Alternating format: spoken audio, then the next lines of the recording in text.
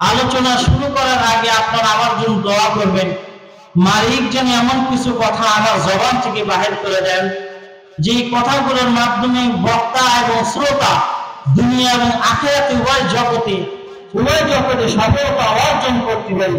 এরকম দামি দামি কথা যেন আল্লাহ পাক আমার জবান থেকে বাহির করে দেন। বলুন আমিন। আরে বলুন আমিন। আসুন আল্লাহ তাবারক ওয়া তাআলা সূরাতুত তাহরীমের 6 নম্বর আয়াতে আল্লাহ তাআলা ঘোষণা করেন, আউযু বিল্লাহি মিনাশ শাইতানির রাজীম, বিসমিল্লাহির রহমানির রহিম, ইয়া আইয়ুহাল্লাযীনা আমানু أنفسكم وأهليكم نارا। আল্লাহু আকবার। জোরে বলেন, আরো জোরে বলেন, মহব্বত নিয়ে ভালোবাসা নিয়ে জোরে বলেন আল্লাহু আকবার। আরো জোরে বলেন আল্লাহু আকবার। আর মহব্বত নিয়ে ভালোবাসা নিয়ে বলেন আল্লাহু আকবার। আল্লাহু আকবার বললে মালিক খুশি হয়। কে খুশি হয়? জোরে বলেন। যত আওয়াজ করে আপনি মালিকের প্রশংসা করবেন, মালিক আপনার উপরে খুশি হয়ে যায়। সুবহানাল্লাহ। সুবহানাল্লাহ। তাহলে আল্লাহ তাআলার নাম শুনলে আওয়াজ স্পিরিট একটু বাড়াইতে হবে।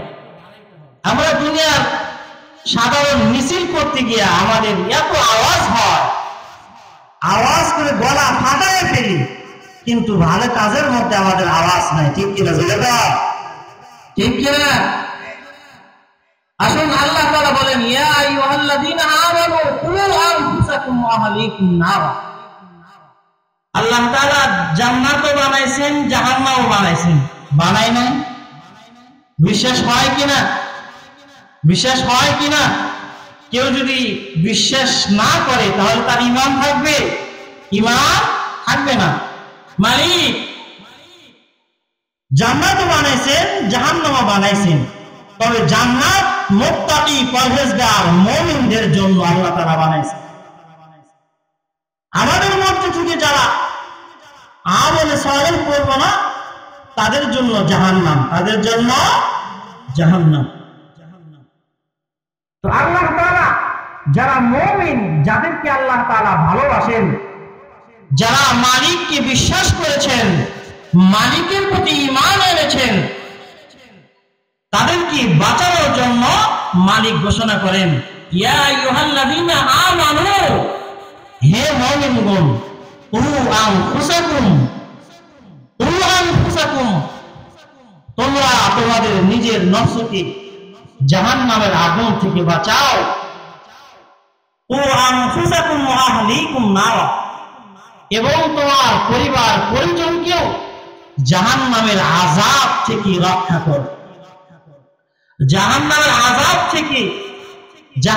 আযাব থেকে রক্ষা করো, অর্থাৎ তাদেরকে জাহান্নাম থেকে বাঁচানোর আপ্রাণ চেষ্টা করো। কেন? আসলে আমি আপনি চাইলে কাউকে যদি জাহান্নাম থেকে মুক্ত করতে চাই, সে অধিকার আমাকে দেওয়া হয়নি। সে অধিকার আমাকে দেওয়া হয়েছে, তবে আমাদেরকে চেষ্টা করতে হবে। কোন মানুষকে জাহান্নামের আগুন থেকে বাঁচাইতে পারবে না। বাঁচাইতে এই ক্ষমতা কার? জোরে বল, আরো জোরে বলেন কার? মালিকের ক্ষমতা। আমি আপনি চাইলে কাউকে জাহান্নাম থেকে বাঁচাইতে পারবো না, তবে আমাদেরকে আপ্রাণ চেষ্টা করতে হবে। আমি যদি চেষ্টা না করি তাহলে আমার উপর যে জিম্মাদারি রয়েছে, সেই জিম্মাদারি সম্পর্কে কিয়ামতের দিন মালিকের দরবারে আমাকে হিসাব দিতে হবে। তাহলে কাউকে আমি জাহান্নাম থেকে বাঁচাইতে পারবো না, তাহলে কি করতে হবে? চেষ্টা করতে হবে। কেন? কাউকে যদি জাহান্নাম থেকে বাঁচানো যেত, তাহলে মুহাম্মদুর রাসূলুল্লাহ সাল্লাল্লাহু আলাইহি ওয়াসাল্লাম ওনার আপন চাচা আবু তালিব, জিনাকে উনি কি করেছেন? অত্যন্ত মহব্বত করেছেন। উনিও নবীজিকে মহব্বত করেছেন।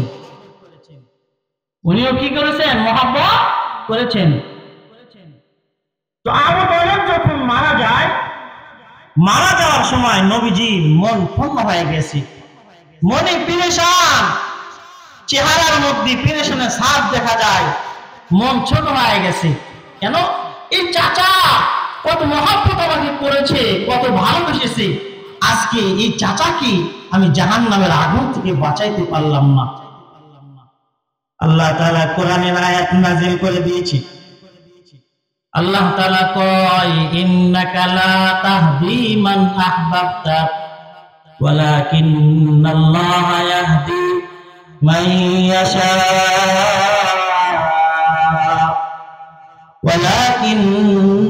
ওয়ালাকিন্নাল্লাহা ইয়াহদি মান ইয়াশা ওয়া হুয়া আ'লামু বিল মুহতাদিন। আল্লাহু আকবার, জোরে কোন, আরো জোরে কোন, আল্লাহু আকবার। আল্লাহ তাআলা আয়াতে কারিমা নাযিল করে দিয়েছে। ওগো হাবিবুল্লাহ, আমার বন্ধু, আপনার মন ছোট হয়ে গেছে, মনের মধ্যে পেরেশান, এত মহব্বত করেছি চাচাকে, চাচা আমাকে মহব্বত করতো, ভালোবাসতো, কিন্তু ওই মানুষটা জাহান্নামে হয়ে গেল। কারণ হলো যার যার নফসের মধ্যে ঈমান নাই, হাজার মানুষের সাথে যদি সম্পর্ক থাকে, ওই মানুষটাকে জাহান্নামের আগুন থেকে বাঁচানোর সুযোগ নাই। আবু তালেব মারা গেছে, নবীজির মন ছোট হয়ে গেছে। আল্লাহ তাআলা কয়, নবী গো, বন্ধু, আপনি যাকে মহব্বত করেন, যাকে ভালোবাসেন, আপনি তাকে হিদায়াত যদি করতে চান আপনি পারবেন না, বরং আমি মালিক যাকে হিদায়াত দিতে চাই, যাকে সিরাতে মুস্তাকিমের পথ দেখাইতে চাই, আমি মালিক তাকে হিদায়াতের পথ দেখাই। ওয়া হুয়া আ'লামু বিল মুহতাদিন, ওয়া হুয়া আ'লামু বিল মুহতাদিন। আল্লাহ তাআলা কয়, আমি সব কিছু প্রজ্ঞাময়, আমি সব কিছু জানি, কে হেদায়েত পাবে, কে হেদায়েত পাবে না, সব কিছু আমার জানা আছে। তাহলে বোঝা গেল, কাউকে জাহান্নাম থেকে বাঁচানো দুনিয়ার কোন মানুষ যদি চায়, তাহলে তাহাকে জাহান্নাম থেকে বাঁচাইতে পারবে না। তবে আমার আপনার উপরে একটা দায়িত্ব আছে, তাকে জাহান্নামের পথ থেকে রক্ষা করার দায়িত্ব আমাদের, তাদেরকে সঠিক কথাগুলো বলা। আল্লাহ তাআলা সেটাই কয়, তুমি নিজেও জাহান্নামের আগুন থেকে বাঁচো, তোমার পরিবার পরিজনকে জাহান্নামের আগুন থেকে বাঁচানোর আপ্রাণ চেষ্টা করো। মুসলমান ভাই, আল্লাহ তাআলা বলেন, আলাইহা মালাইকা, আলাইহা মালাইকা গিলাযুন শিদাদুন লা ইয়াসুনাল্লাহ, লা ইয়াসুনাল্লাহ। প্রত্যেকটা সেক্টরে, প্রত্যেকটা কাজের মধ্যে, প্রত্যেকটা জায়গায় আমি কিছু ফেরেশতা নিযুক্ত করেছি, আমি কিছু ফেরেশতা নিযুক্ত করেছি। জাহান্নামের মধ্যে আমি কিছু ফেরেশতা নিযুক্ত করছি, আমি কিছু ফেরেশতা কবরের মধ্যে নিযুক্ত করেছি।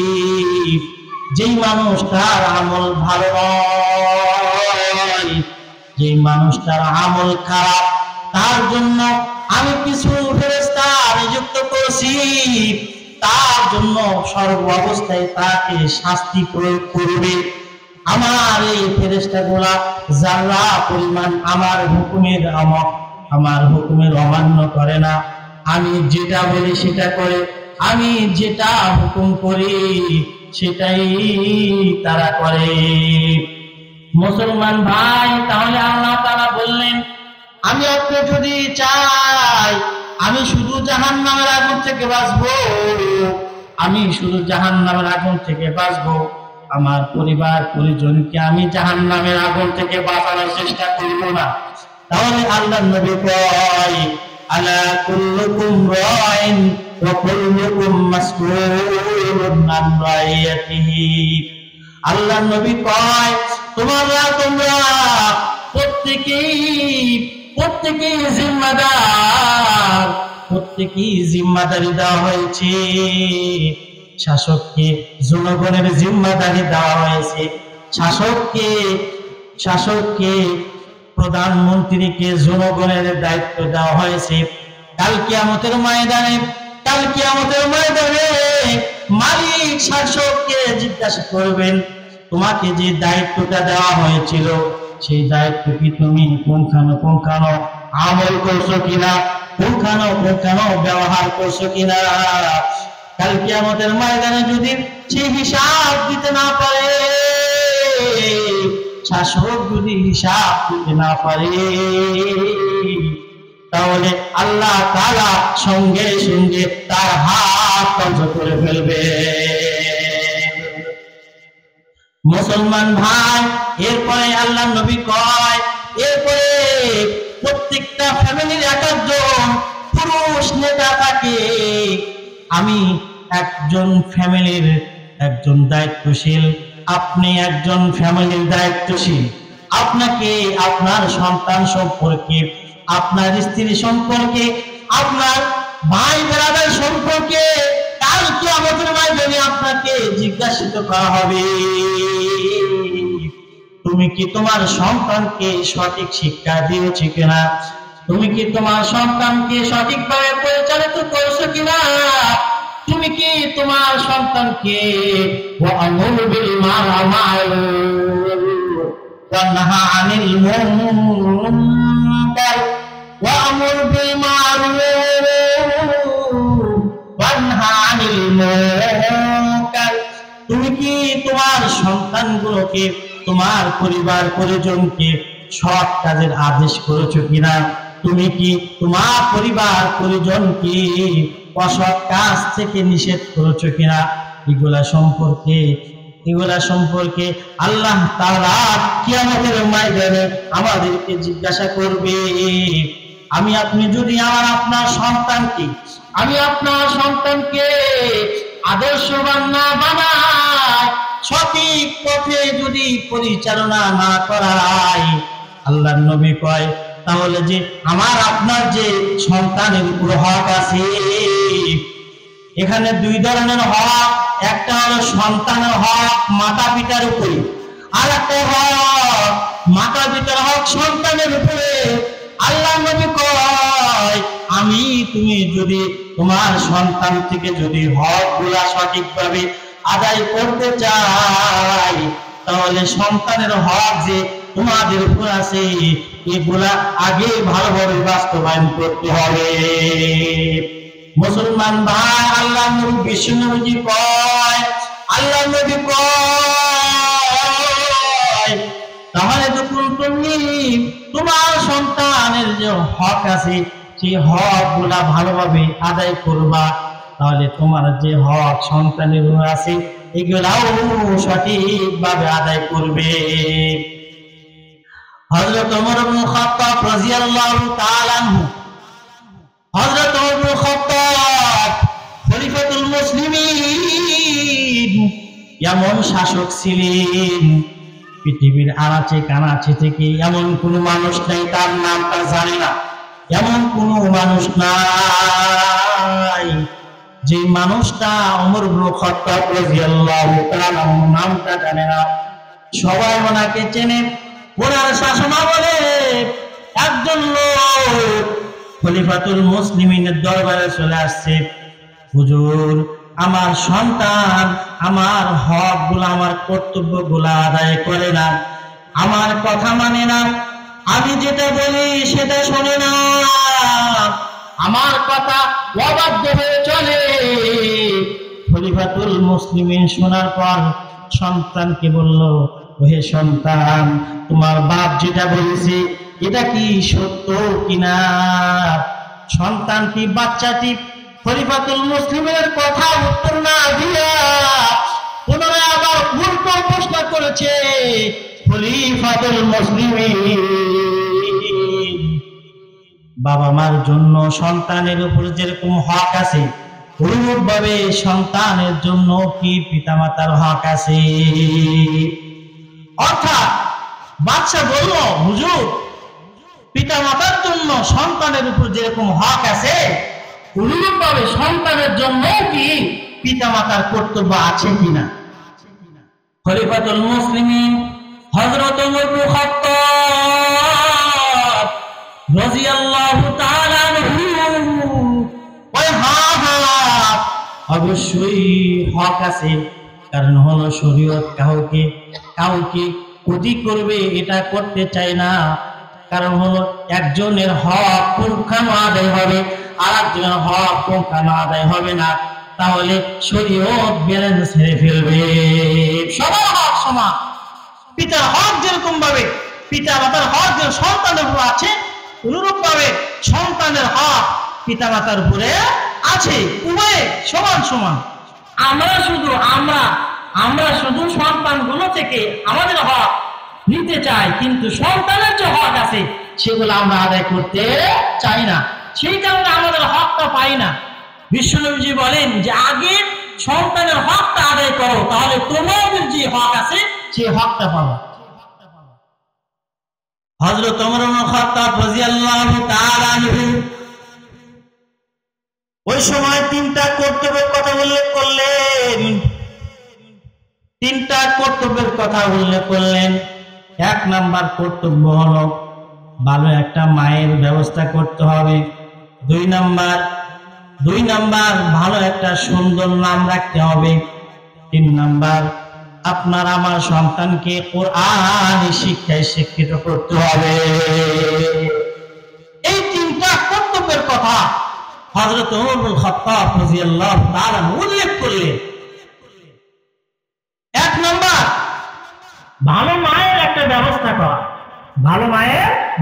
করা। কেন? এখন বলবেন হুজুর ভালো মায়ের কেমন করে ব্যবস্থা করবে? কারণ আছে। কারণ হলো মা যদি ভালো হয় তাহলে সন্তানও ভালো হয়। ঠিক কিনা জোরে কম? মা যদি ভালো হয় সন্তানও ভালো হয়। কারণ পৃথিবীর শুরু লগ্ন থেকে এ পর্যন্ত হাদিস কোরআন রিসার্চ করে আমরা যেটা পেয়েছি, দুনিয়ার মধ্যে যত বুজুর্গ আছে ভালো মায়ের কারণে হয়েছে, মায়ের দোয়ার কারণে হয়েছে, ভালো মায়ের কারণে তারা এত বড় বুজুর্গ হয়েছে। ইমাম বুখারী রাহিমাহুল্লাহ তাআলা ভালো মা ছিল, উনি অন্ধ জন্মেছেন, অন্ধ হয়ে গেছে, জন্মের পর অন্ধ হয়ে গেছে। আল্লাহ তাআলা দোয়া করছে, আল্লাহ আমার এই সন্তানকে আলেম বানাইতে চাই, কোরআনের খাদেম বানাইতে চাই, আল্লাহ তাকে সুস্থ করে দেন। আল্লাহ তাআলা তার মায়ের দোয়া কবুল করছে। জোরে বলেন সুবহানাল্লাহ। আরে জোরে বলেন সুবহানাল্লাহ। ভালো মা, সেই কারণে আল্লাহ ওনার দোয়া কবুল করেছে। সেই কারণে হযরত ওমর ইবনে খাত্তাব রাদিয়াল্লাহু বলেন যে ভালো একজন মায়ের ব্যবস্থা করতে হবে। হযরত ওমর ইবনে খাত্তাব রাদিয়াল্লাহু তাআলা বলেন, কিতাবের মধ্যে আছে হযরত ওমর ইবনে খাত্তাব রাদিয়াল্লাহু তাআলা জামানার মধ্যে একটা ঘটনা ঘটছে। হযরত ওমর ইবনে খাত্তাব রাদিয়াল্লাহু তাআলা আব্বাস ছিল, যখন রাতের বেলায় হতো আমার যত জনগণ আছে তারা কি করে, তারা কোন অবস্থার মধ্যে আছে, কোন মুসিবত তারা আছে কিনা, কোন মুসিবতের মধ্যে আছে কিনা, কে কি অবস্থায় আছে, এগুলো দেখার জন্য হযরত ওমর ইবনে খাত্তাব রাদিয়াল্লাহু তাআলা রাতের বেলায় ঘুমাইতেন না, এলাকা ঘুরে এগুলা দেখতেন। কারণ হলো আল্লাহর নবী বলেছেন, শাসক হয়েছে, জনগণের হক যদি তুমি আদায় না করো তাহলে তোমাকে কাল কিয়ামতের ময়দানে তোমাকে জবাবদিহিতা করতে হবে। আর আমরা এমন শাসক, জনগণ মারা যাক আমার দরকার নাই, আমার চেয়ার আমি থাকবো, জনগণের আমার দরকার আছে কিনা জোরে কম? আছে কিনা জোরে কম? জনগণ আমার দরকার নাই। আমার চেয়ার থাকলেই হবে, জনগণের প্রয়োজন নাই। দুনিয়াতে বাঁচতে পারলে খোদার কসম করে বলে যাচ্ছি, বলি দুনিয়াতে বাঁচতে পারলেও কিন্তু মালিকের দরবার থেকে তুমি বাঁচতে পারবা। কারণ হলো হযরত ওমর ইবনে খাত্তাবের অন্তরে ভয় আছে। আল্লাহ তাআলা জায়গায় জায়গায় বলেছে, ইয়া আইয়ুহাল্লাযীনা আমানুত্তাকুল্লাহ, ইয়া আইয়ুহাল্লাযীনা আমানুত্তাকুল্লাহ। আল্লাহ তাআলা মুমিনদেরকে ডেকে ডেকে বলে, হে মুমিন, তোমরা আমি আল্লাহকে ভয় করো, আমি আল্লাহকে ভয় করো। তোমার অন্তরের মধ্যে আমি মালিকের ভয় নিয়ে আসো, আমি মালিককে ভয় করো। মালিককে যখন ভয় করবা, দুনিয়ার সব কাজ তোমার আসান হয়ে যাবে। হযরত ওমর ইবনে খাত্তাব রাদিয়াল্লাহু তাআলা বলতেছিলাম, উনি রাতের বেলায় জনগণের খবর নিতেন, কে কোন অবস্থার মধ্যে আছে এগুলা দেখাশোনা করতেন। একবার হযরত ওমর ইবনে খাত্তাব রাদিয়াল্লাহু তাআলা আনহু তাহাজ্জুদের নামাজ পড়িয়া বাহির হয়ে গেছে। ঘুরতে ঘুরতে ঘুরতে ঘুরতে একটি বাড়ির মধ্যে চলে গেছে, বাড়ির কিনারায় চলে গেছে। বাড়ির মধ্যে যাওয়ার পর এক ঘরের মধ্যে থেকে আওয়াজ আসে। মা তার মেয়েকে বলে, ওগো মা, তাড়াতাড়ি উঠে যাও, আমরা তো গরিব মানুষ, আমাদের গরু আছে, গরু থেকে দুধ দহন করে বাজারে বিক্রি করতে হবে। বাজারে বিক্রি করে এগুলোর মাধ্যমে আমাদের জীবিকা অর্জন হয়। এখান থেকে আমরা খাদ্য দ্রব্য ক্রয় করে আমাদের জীবনকে আমরা পরিচালনা করি। কারণ হলো আমাদের এই পন্থা ছাড়া আর কোনো পন্থা নাই। মা গো, তুমি তাড়াতাড়ি উঠে যাও। মা মেয়েকে বলে, মা তাড়াতাড়ি উঠে যাও। তবে মা তার মেয়েকে বলে, ও মা, তুমি যে গরুর দুধ দহন করবে, এই গরুর দুধ দহন করে এখান থেকে যতটুকু দুধ হয়, এই দুধ তো বিক্রি করে আমাদের কিছুই হয় না, আমাদের সংসার ভালোভাবে পরিচালনা হয় না, আমরা চলতে পারি না, আমাদের কষ্ট হয়। তবে মা, তুমি দুধের মধ্যে একটু পানি মিশিয়ে দিবা, তাহলে দুধ বেশি হবে, বাজারে বেশি টাকায় আমরা বিক্রি করতে পারবো। বেশি টাকায় বিক্রি করতে পারলে এই টাকা দিয়ে অনেক কাজ আমরা করতে পারবো। মেয়ে মাকে বলে, মা তুমি কি বললা? হযরতে খলিফাতুল মুসলিমিন হযরতে ওমর ইবনে খাত্তাব রাদিয়াল্লাহু তাআলা আনহু হুকুম জারি করেছেন, আইন জারি করেছে, কেউ যদি দুধের মধ্যে পানি দেয় তাহলে তাকে শাস্তির আওতায় আনা হবে। মুসলমান ভাই, গভীর মনোযোগ দিয়ে শুনবেন। এই যে একটা ছোট্ট বাচ্চা, ছোট্ট একটি মেয়ে তার মাকে কি বলে, কি পরিমাণ ঈমান থাকলে, কি পরিমাণ মহব্বত থাকলে এগুলা কথা তার জবান থেকে বাহির হয়। মেয়ে বলে, মা গো, ওমর ইবনে খাত্তাব আইন পেশ করেছে, আইন জারি করেছে, কেউ যদি দুধের মধ্যে পানি দেয় তাহলে তাকে কঠিন শাস্তি দেওয়া হবে। মা গো, না, আমি দুধের মধ্যে পানি দিতে পারবো না, আমার দ্বারা এটা সম্ভব হবে না। মা তার মেয়েকে বলে, হে মেয়ে, হে বোকা মেয়ে, তুমি তো পানি দিতে চাচ্ছ না, এখন তো ওমর কোথায় পাও? ওমর তো বাড়িতে আছে, ঘুমায়, ওমর তো এখানে নাই। তুমি যদি পানি দাও তাহলে তো ওমর দেখতে পাবে না, আর ওমর যদি না দেখে তাহলে আমাদেরই কোনো সমস্যা হবে না, তুমি তাড়াতাড়ি পানি দিয়ে দাও। মেয়ে কয় মা গো, ও মা, ওই ওমরকে ফাঁকি দেওয়া যায়? ওই ওমরের চক্ষুকে ফাঁকি দেওয়া যায়? ওমর দেখে না, তবে ওমরের আল্লাহ এবং আমার আল্লাহ আমাদেরকে দেখে। দুনিয়ার মানুষকে ফাঁকি দেওয়া যায়, কিন্তু ওই মালিক যিনি আমাদেরকে সৃষ্টি করেছে, যিনি আমাদেরকে হায়াত দিয়েছেন, সব কিছু সৃষ্টি করেছেন, ওই মালিক সব কিছু দেখতে পায়। ইন্নাল্লাহা সামিউন বাসীর, ইন্নাল্লাহা আলা কুল্লি শাইইন কাদির। আল্লাহু আকবার। আর যেরকম আল্লাহু আকবার, আর যেরকম আল্লাহু আকবার, আর যেরকম আল্লাহু আকবার। লিল্লাহি তাকবীর, লিল্লাহি তাকবীর। আল কোরআনের আলো, আল কোরআনের আলো। শুধু ঘরে জ্বললে হবে না, এই স্লোগান আর চলবে না। আগে ছিল, এখন একটু পাল্টাই দিতে হবে। ঘরে জ্বললে সমাধান হবে না। আমি আপনি সারাদিন যদি ঘরের মধ্যে কোরআনের আলো জ্বালাই, যেখান থেকে আইন পাস হয়, ওখানে যদি কোরআনের আলো যদি না জ্বালাইতে পারি, খোদার কসম করে বলি, কোনদিন আমাদের এই সমস্যা দূর হবে? ঠিক কিনা জোরে কর, ঠিক কিনা জোরে কর। তাহলে ওই সংসদে চলতে হবে, ওখান থেকে সব আইন পাস হয়, ওখান থেকে সব আইন পাস হয়। আমরা 99% মুসলমান, এত মুসলমান, তারপর কোরআন আইন আমাদের বাংলাদেশে চালু নাই। কেন? ঝামেলা ওখানে, ঝামেলা ওখানে।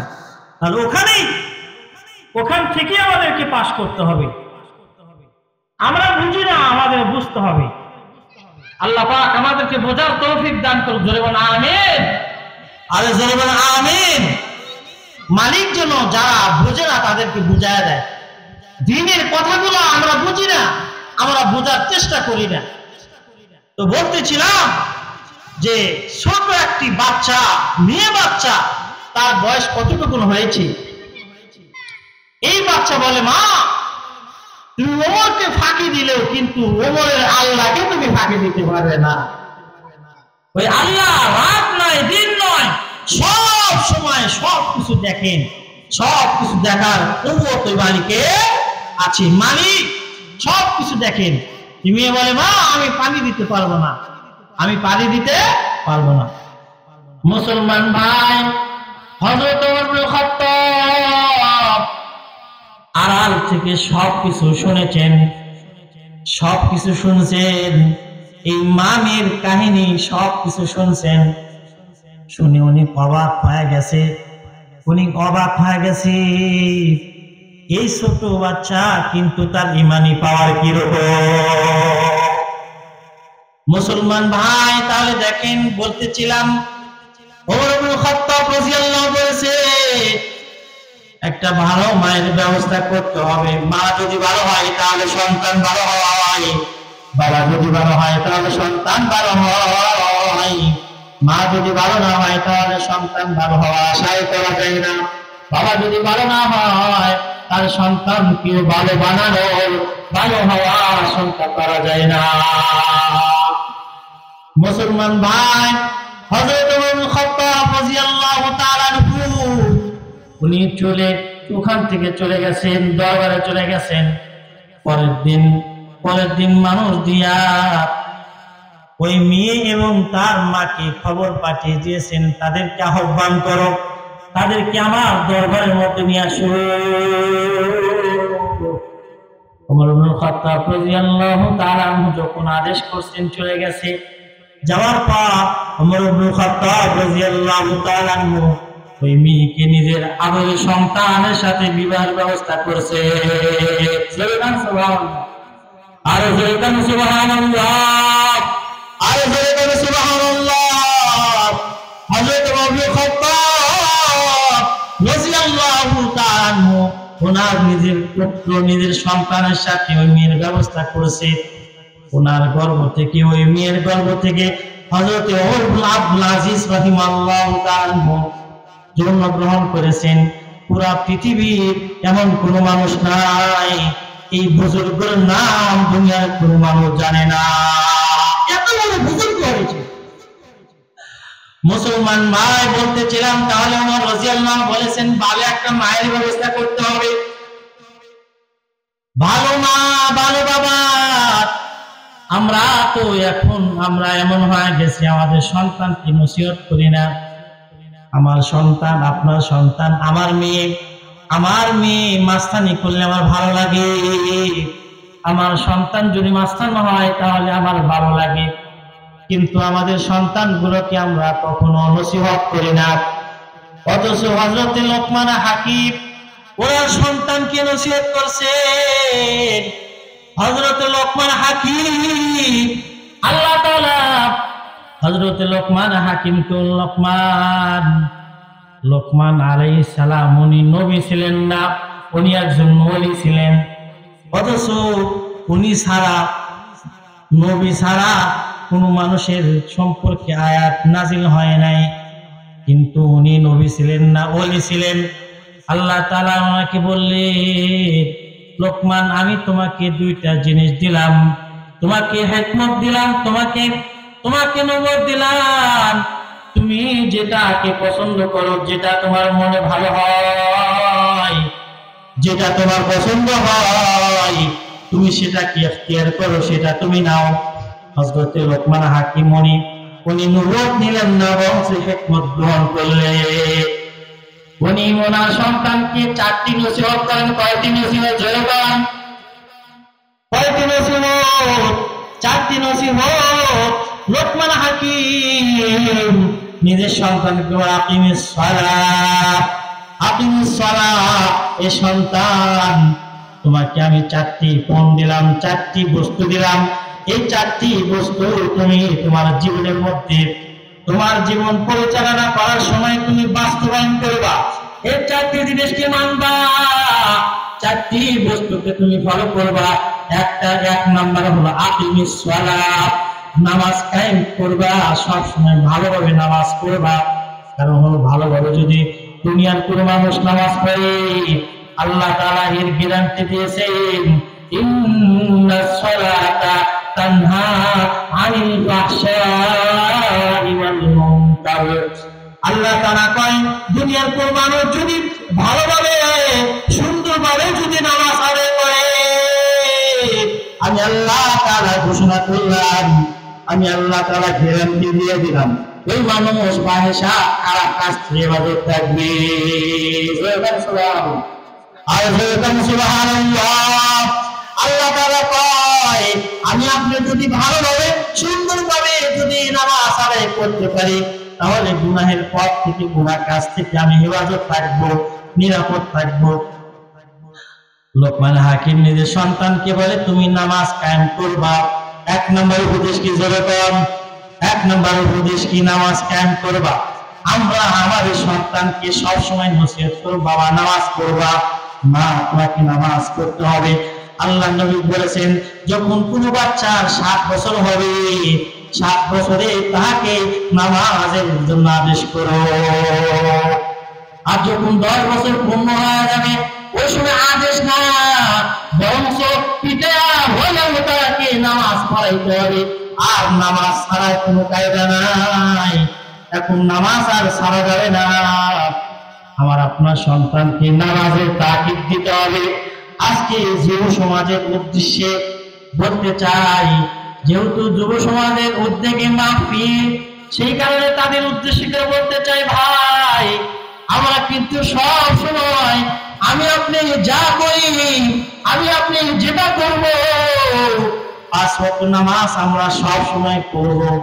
লোকমান হাকিম ওনার সন্তানকে 1 নাম্বার 1 উপদেশ করেছেন আকিমিস সালাত, নামাজ কায়েম করতে হবে, নামাজ পড়তে হবে।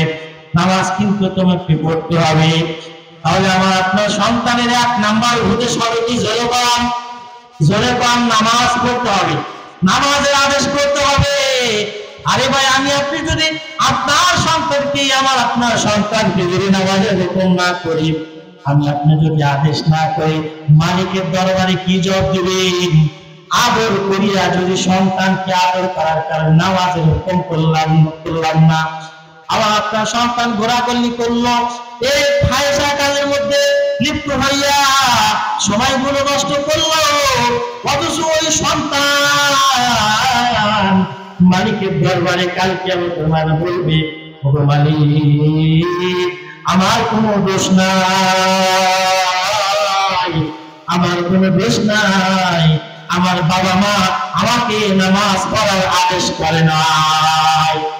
আমার পিতা মাতা যদি আমার জন্য আমাকে যদি নামাজ পড়ার আদেশ করতো,